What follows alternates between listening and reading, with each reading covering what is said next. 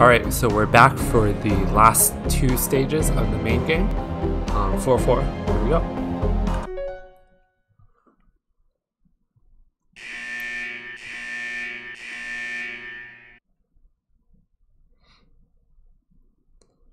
It's a new boss fight. I think it looks like Pokemon. Lasers, get out of the way.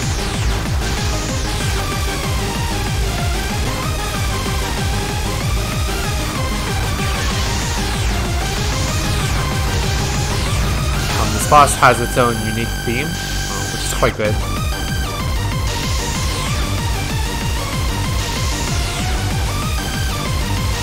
This phase is easy to get walled with the lines and the bubbles, so be careful.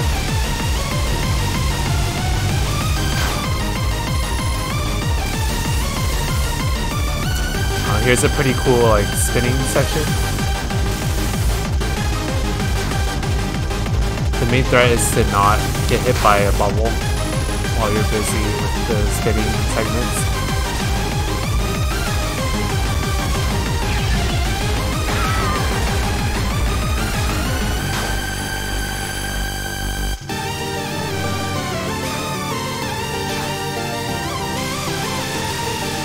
So you kind of want to go up like that and then dodge the aim stuff. It's a really tight squeeze, but the AI will make it work.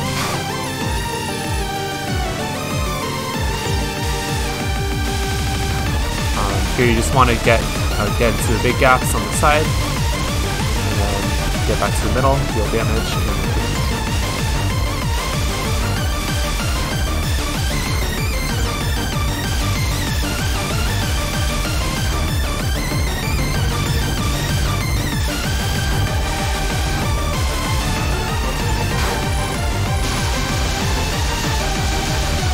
We have lasers and expanding patterns. You have to not get walled.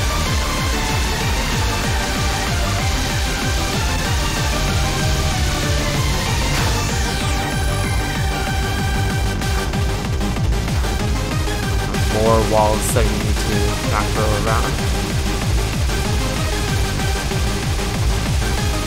Or bomb.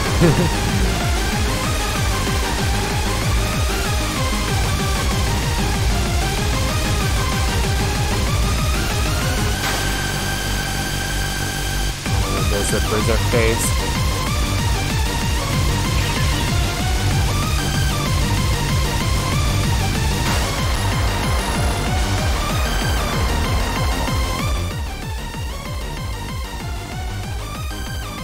So we think it's over, but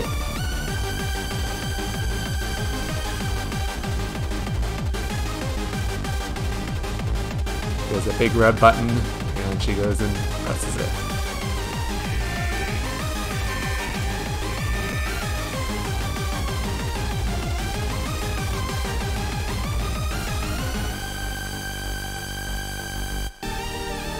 So here we go.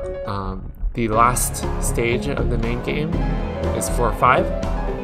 And 4-5 is actually quite long. The full stage is around 10 minutes.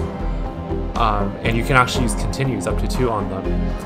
And I actually still have not beat the entire stage with no continues, but the game also lets you start from the mid-boss, which is about 2.5 minutes into the stage. And I have beat it from that, and that counts as progressing the story and getting a good ending. So I'll do that for now, and if I beat the full stage at some point in the future, I'll be sure to post it on YouTube as well. So this stage is really the highlight of the game. I think it really puts all the elements together really well, and the presentation and momentum building is great. I'll talk more about how I feel about this game overall after the stage is over, but let's start. 4-5, starting at the middle.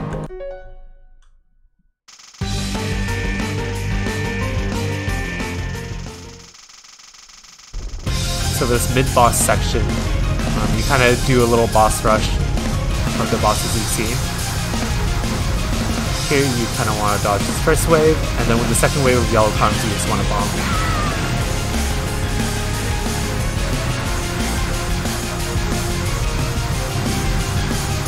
boss drops a light.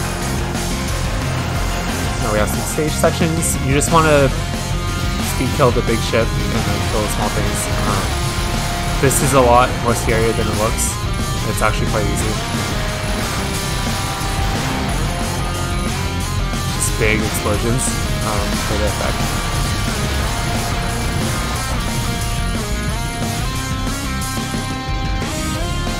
We'll go side here and then pull back to the left. Go through the gap, pull back to the right. And then you want to kill these 4 UFOs from right to left, avoiding those bubbles. And then kill these UFOs as well.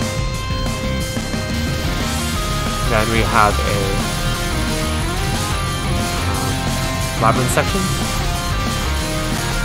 I don't want to get through as fast as possible. Here I was too late, so I just decided to get a screen clear and jump to the top. Also, this theme is very good. The stage theme is very good. We want to get rid of these cubes. Now we have our second midboss.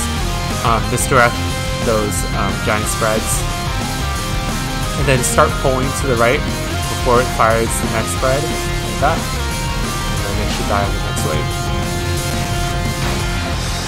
And it also drops a life as well.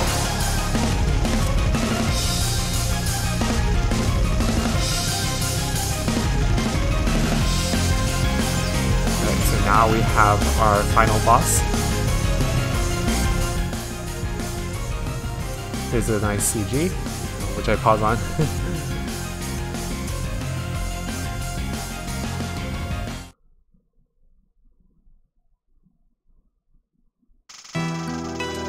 Alright, here we go.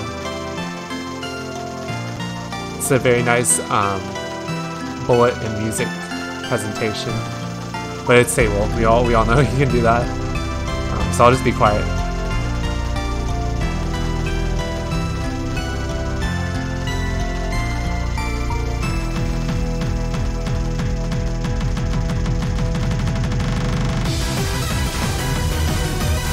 Alright, you need to pull away from the lasers as fast as you can so you don't get caught.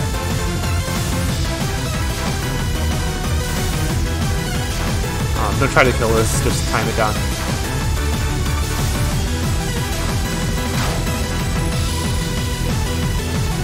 Go to the side. When it fires those big waves, misdirect them one to each side like you're following. So the lasers stand up high and then move down as she fires through bubbles. This next phase just kind of pray.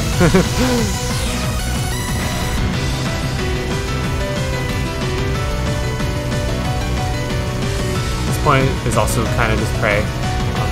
Keep her in the center and away from the bubbles. At this point my AI is also fully upgraded, so it can dodge most micro dodging.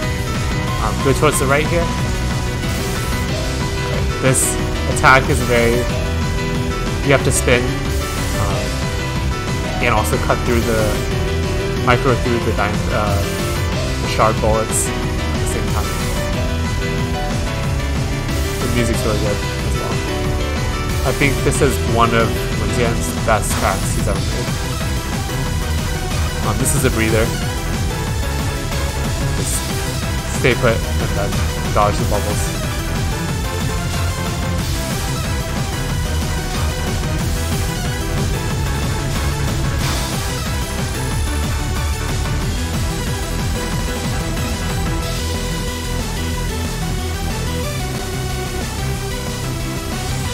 Here she fires bubbles and also these very slow moving lanes. I got kind of pinned there because I went to the wrong lane. But you kind of want to do the first 2 waves on the right and then the last one in the middle. Here we kind of have a quote-unquote survival. This one's a bit weird because the AI often doesn't listen to which gap you want to go through. You can feel like you're tugging really hard, so I just kind of bumped you.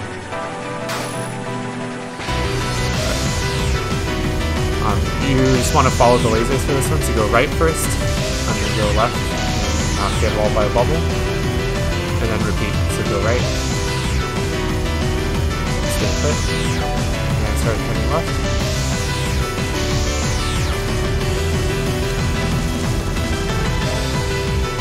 Alright, this part is just kind of pray. The AI usually can take care of it, but there are some occasions where it just clicks. If there's a visible lane you can guide it through, you can do that. Otherwise, just keep it away from the bubbles. And usually it's fine, unless you get clipped like that.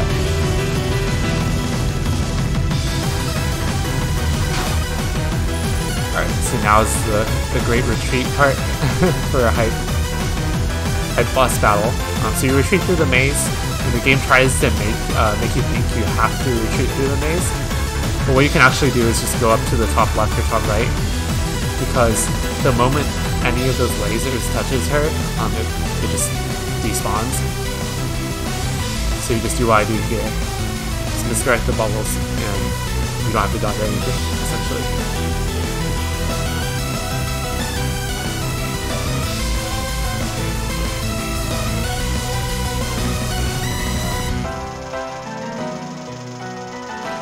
The final big wave section.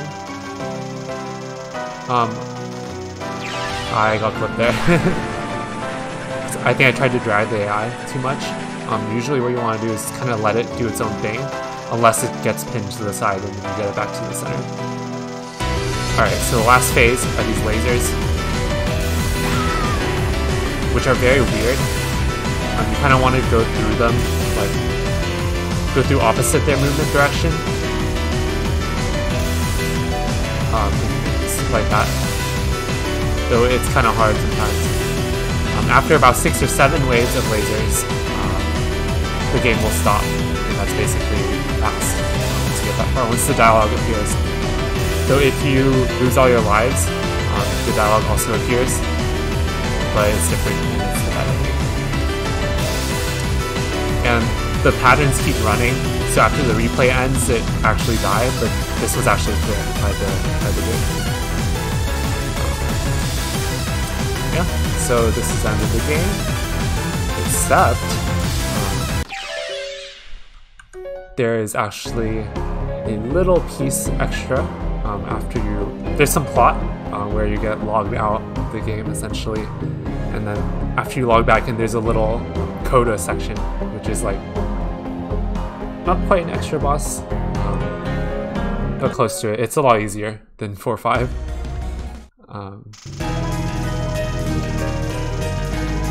This theme is very extra bossy, but it's a very short fight.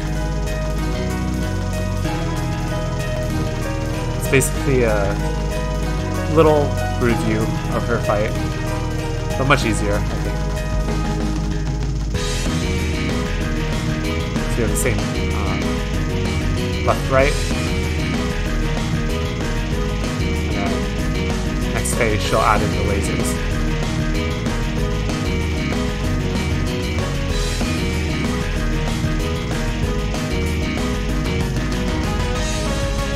Actually, no, first are these shards, which will form pretty clear lanes, and you just guide the AI through, like that, like that. Some bubbles.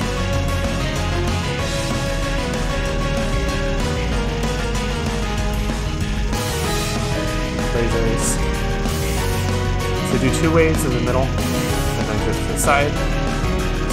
It's kind of tricky to not get walled here. I don't want to do that when we loop around. Then I'll start aiming at you with space left.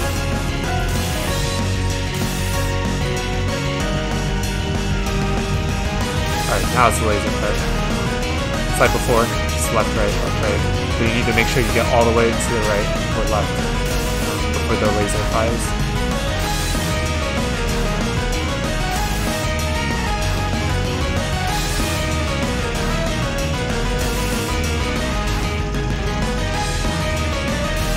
We have the other laser section, which is as tricky as it was before.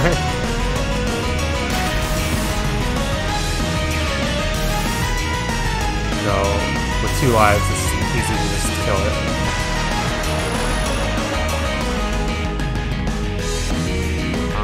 This girl's name is Amethyst. She's also an AI robot like Bill.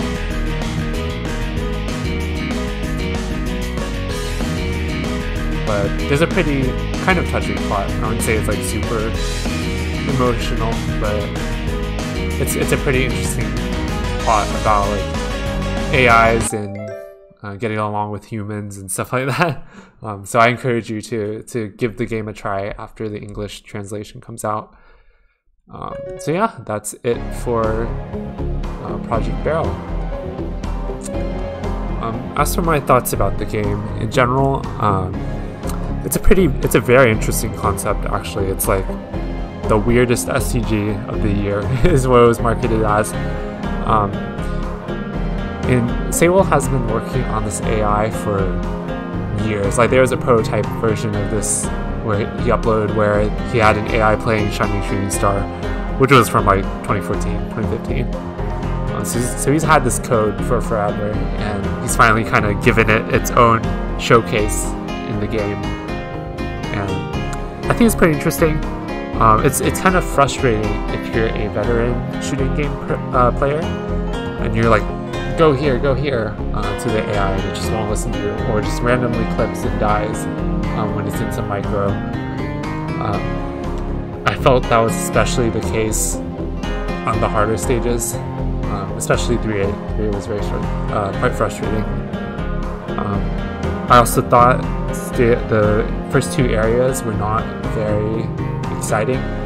The game kind of picked up by area 3, but it would have been nicer if all of the game was as exciting as it was in the last half of it or so. And the game kind of actually touches on this, because it kind of like self-deprecates a little in the early game. It's like, hey, it's so easy, you and I could do it by hand. And then towards the end of the game, it's definitely patterns that need AI assistance. I don't think 4 or 5 is possible without assistance at all, but someone might pull it off. There's been assisted LNNs in challenge mode of it already.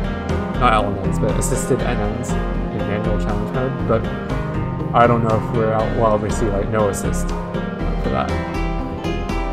So overall, I think this was a pretty interesting experiment by Sewell. He also includes like this 16-page doc in the DLC where he describes like how this AI works. It's basically just like a vector field. Each bullet's just like exerting a repulsion force, and the dragging of the player is an attraction force. There's a lot of details if you know Chinese or you're willing to slog through translations. This is a pretty enjoyable game. At first I had it not recommended on Steam, but after a while I kind of liked it, especially the last stage. Sewell's such a master at orchestrating fights and the music together. Well, Sewell and the composers as well. Definitely can't leave them out of that. But I would rather see a traditional STG from him in the future. Hopefully a Toe fan game, or even better, a Barrage musical, because I think Barrage musical is the best format ever. I don't know why more people aren't doing this. My only gripe with the previous one was it was a tad too easy, so I hope the next one is a bit slightly harder, and that it is the next game, of course. As for the music, I'll upload a few tracks of it probably very soon after this video comes out. My favorites were probably, let's see, this one's like the Phantasmagoria True's like theme. It's pretty good. This one's okay. This one is one of my favorites. This is the Total Fantasia, like, matches the structure exactly, and for good reason, because it's good. The structure works.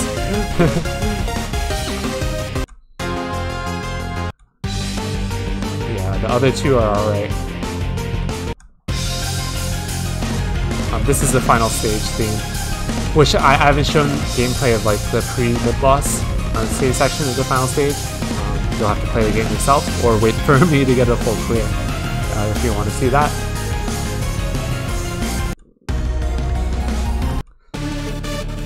Boss themes.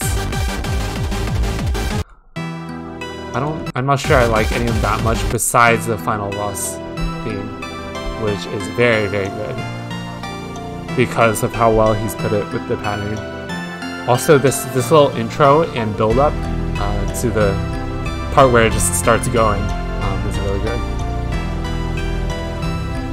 It kind of sinks low right here, and then it just pumps the drums and just goes right into it. This part here kind of reminds me of some of the themes from Omori, if you play that game. It's very good. I like it a lot. And then here we have the melody. Anyways, I won't dwell on the music too much because I'll be uploading it anyway. So this has been Project Beril, and I'll see you in the next Let's Play.